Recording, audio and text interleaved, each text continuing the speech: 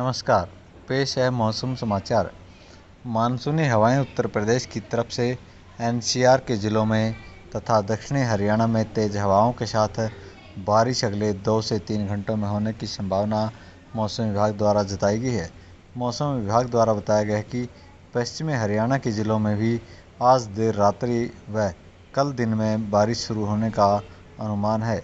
इस तरह से मौसम विभाग द्वारा बताया गया कि आज रात्रि से यानी अगले 2 से 3 घंटों में हरियाणा प्रदेश में बारिश हो जाएगी, जो अगले 3 से 4 दिन तक जारी रहेगी।